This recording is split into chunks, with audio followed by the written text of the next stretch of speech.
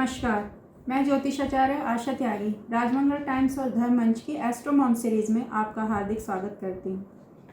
Astro mom, mom का मतलब माँ हर बच्चे की प्रथम पाठशाला होती है। मैं अपनी हर वीडियो में ये आपको बताती हूँ। तो धर्म हो या कोई भी स्टार्टिंग की परवरिश में हमारे बच्चों के जो भी संस्कार होते हैं वो जिम्मेदारी माँ की ही बनती है। तो नैतिकता या सनातन धर्म की जानकारी जितनी माँ को ज़्यादा होगी उतनी ही वो अपने बच्चों को सिखा पाएगी। जैसा कि हम सभी को मालूम है कि ये सप्ताह हमारा रक्षाबंधन के बाद ही कृष्ण जन्माष्टमी की धूम लेकर आता है। तो आज जो भी वीडियो मैं आपको शेयर कर रही हूँ वो कृष्ण और अपने जन्माष्टमी के त्यौहार के बारे में कर रही हूँ। मैं चाहती हूँ कि हर माँ थोड़ी थोड़ी सी जानकारी अपने बच्चों को बात में, कहानी में, किसी भी तरीके से शेयर करें ताकि हमारे बच्चे जो हैं अपने सनातन धर्म में जो युग पुरुष हुए हैं उनके बारे में कुछ जान सकें। जब राम ही कृष्ण है और कृष्ण ही राम है तब ये अंतर बताना उचित तो नहीं है, लेकिन फिर भी भारतीय जन के परम आदर्श राम भी हैं और कृष्ण भी हैं। ये दोनों ही भारतीय धर्म परंपरा के ऐसे प्रज्ञा पुरुष हैं जिनसे हर देश काल का व्यक्ति प्रेरणा लेता है, उनको अपना आदर्श मानता है। मर्यादा की भी और असीमता की भी। जीवन हो तो मर्यादा जैसा, लेकिन धर्म और न्याय की रक्षा कृष्ण भी होना चाहिए। जब भी मर्यादा की बात होती है हम मर्यादा पुरुषोत्तम राम की बात करते हैं, लेकिन जब भी धर्म और न्याय की रक्षा के लिए नाम लिया जाता है तो कृष्ण का नाम सबसे पहले लिया जाता है। मानववन भेद में जीतता है, इसलिए सामान्य जनों के लिए कुछ अंतर मैं यहाँ अपनी इस वीडियो में आप सबके साथ साझा करती हूँ। कलाएं। कहते हैं भगवान राम 12 और कृष्ण 16 कलाओं में दक्ष थे। श्री कृष्ण में जो अतिरिक्त कलाएं थीं वह उस युग के मान के लिए बहुत जरूरी थीं। मर्यादा पुरुषोत्तम। भगवान राम का जीवन मर्यादाओं को कभी नहीं तोड़ता। हम उनके पूरे जीवन काल के बारे में जानते हैं तो उन्होंने हमेशा मर्यादाओं का पालन किया, जबकि कृष्ण समय आने पर इसका अनुसरण नहीं करते। समाज में रहने वाले प्रत्येक व्यक्ति के लिए मर्यादाएं जरूरी हैं, इसलिए प्रभु श्री राम को पुरुषों में उत्तम कहा गया है। राम का जीवन एक आदर्श है तो कृष्ण का जीवन एक उत्सव। पुत्र के रूप में वनवास, भाई के रूप में पादुका त्याग और पति के रूप में सीता वियोग राम के दुखों का न और न छोड़, लेकिन फिर भी वे मर्यादा को नहीं त्यागते हैं, सत्य के पथ पर अटल रहते हैं। राम अपने हर रूप में धर्मार्थ किसी न किसी सुख की बलि देते रहे। वही शस्त्रधारी राम युद्ध क्षेत्र में हर खोया सुख और पूर्ण सम्मान जीतने में समर्थ थे, जबकि कृष्ण बेहद राजनीतिक अवतार हैं। वो कभी जरासंध के भय से युद्ध छोड़कर भाग जाते हैं और रणछोड़ कहलाते हैं, अर्थात वे परिस्थिति खराब होने पर मैदान को छोड़ना भी बुरा नहीं मानते हैं।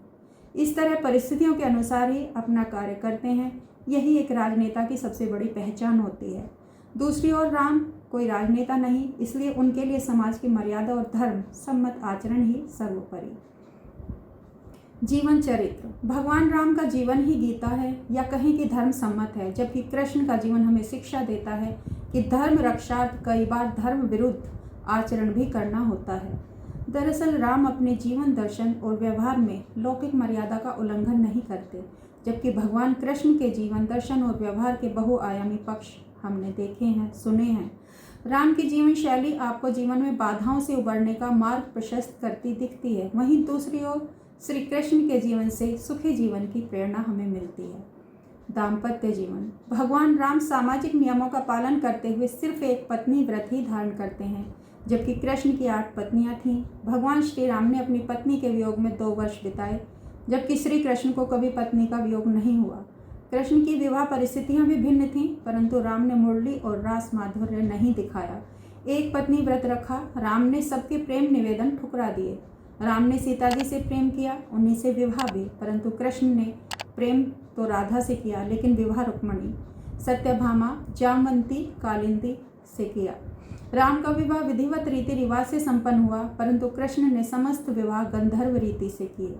राम को देखा जाए तो गृहस्थी का सुख उन्हें नहीं के बराबर ही मिला, जबकि इसके विपरीत कृष्ण को सदैव ही गृहस्थी का सुख मिला। राम का नाम उनकी पत्नी के साथ लिया जाता है, जबकि कृष्ण का नाम उनकी प्रेमिका राधा के साथ लिया जाता है। वन और महल। राम का जीवन बचपन से ही वन में वनवासी ऋषि आदिवासियों के बीच रहकर धर्म कर्म के कार्यों में केंद्र में रहा। उन्होंने ऋषियों की रक्षा, असुरों का वध किया और वनवासियों को शिक्षित और संगठित किया। दूसरी ओर कृष्ण का सामना बचपन से ही राजाओं से होता रहा और वो राजनीति के केंद्र में रहे। राम महलों में पैदा हुए, पले और बाद में वनवास किया। कृष्ण बाद में महलों में गए, पैदा जेल में, पले गोकुल में। बंदी गृह में जन्मे कृष्ण को शैशव में ही दांव पेच की विभीषिकाओं से जूझना पड़ता है। राम ने तो तपसी, वनवासी और उदासी का जीवन जीकर ही धर्म की रक्षा प्रारंभ की थी। अर्थव्यवस्था को विस्तार। भगवान श्री कृष्ण और उनके 18 कुल के लोगों का कार्य गौपालन था। श्री कृष्ण ने इस क्षेत्र को व्यवस्थित कर इसका विस्तार किया, जबकि भगवान राम ने 14 वर्षीय वनवास काल में वन भूमि में कृषि का विस्तार किया, झोपड़ी या पर्णकुटी में रहना सिखाया और वनवासियों की भूख का समाधान किया। राम की कर्मभूमि पूर्वी और दक्षिण भारत है, जबकि कृष्ण की कर्मभूमि उत्तरी और पश्चिमी भारत है। पूर्वी और दक्षिणी भारत का मुख्य भोजन चावल है, जबकि उत्तर और पश्चिमी भारत में दुग्ध उत्पाद प्रमुख भोजन है। कृष्ण ने गौ पालन के माध्यम से नई अर्थव्यवस्था का विस्तार किया, तो राम ने कृषि और वन की संपदा को अर्थव्यवस्था का आधार दिया। भक्त। सर्वशक्तिमान हनुमान, अंगद, लक्ष्मण, सुग्रीव, जामवंत जैसे लोग राम के परम भक्त हैं। प्रभु श्री राम की भक्ति को स्वयं शुभ भी करते हैं। दूसरी ओर भगवान श्री कृष्ण को भगवान समझने के लिए अर्जुन और बलराम को भी वक्त लगा, तो दूसरे की बात तो करना व्यर्थ है। श्री कृष्ण तो अपने भक्तों के भक्त थे। भक्ति के वे सारे मार्ग जो दूसरी ओर जाते हैं, सभी घूमकर श्री राम की ओर आ जाते हैं। श्री कृष्ण का सहयोग भी भगवान हनुमान ने दिया था, क्योंकि श्री कृष्ण राम ही तो हैं। राम अपने मित्रों को बिना मांगे ही उनकी वांछित वस्तु दे देते हैं, जैसे सुग्रीव और विभीषण को उन्होंने बिना मांगे ही क्रमशः बलि और रावण का राज प्रदान कर दिया। इसके विपरीत श्री कृष्ण ने अपने मित्र सुदामा को उसकी याचना करने के बाद ही वैभव प्रदान किया। युद्ध नीति। भगवान राम की युद्ध नीति और कृष्ण की युद्ध नीति में भी बहुत अंतर है। राम ने अपने सम्मान की लड़ाई लड़ी, जबकि श्री कृष्ण की लड़ाई अपने लिए नहीं बल्कि धर्म की रक्षा के लिए थी। भगवान राम ने रावण को मारने के लिए कई तरह की कठिनाइयों का सामना किया। सेना के गठन और समुद्र पार करने से लेकर महाशक्तिशाली रावण का वध करने तक कई घटनाक्रमों का सामना करना पड़ा। लेकिन श्री कृष्ण के पास तो खुद की सेना थी, जिसे उन्होंने कौरव पक्ष को दे दिया और खुद पांडवों की ओर से लड़े। भगवान राम को रावण के छल और उसकी मायावी शक्तियों का सामना करना पड़ा, लेकिन भगवान कृष्ण को छल करने वालों के साथ छल का ही सहारा लेना पड़ा। पापियों का वध। भगवान राम ने एक एक करके वन में और अन्य जगहों के पापी असुरों का समय पर वध किया, लेकिन श्री कृष्ण सभी को एक जगह इकट्ठा करते हैं और उनका संहार करते हैं। एक कंस पापी संहारे, एक दुष्ट रावण मारे, दोनों अधीन दुखहर्ता, दोनों के बल के धाम। और भी कई अंतर हैं। भगवान राम का चरित्र सर्वथा अनुकरणीय है। भगवान कृष्ण का चरित्र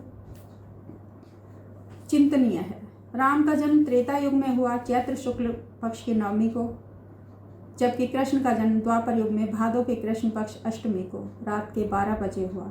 जहाँ राम के जन्म के समय चारों ओर उजियारा था, वहीं श्री कृष्ण के जन्म के समय घन घोर अंधेरा था। राम के जन्म महल के अंदर होता है और कृष्ण का जन्म जेल के अंदर। राम श्याम वर्ण के थे तो कृष्ण काले वर्ण के थे। अंत में मैं यही कहना चाहती हूँ कि श्री रामचंद्र जी जैसा बेटा हर पिता चाहता है, उनके जैसा पति हर स्त्री चाहती है, लेकिन कृष्ण जैसा दोस्त, कृष्ण जैसा राजनीतिज्ञ, कृष्ण जैसा राजा भी हर युग में पैदा नहीं होता।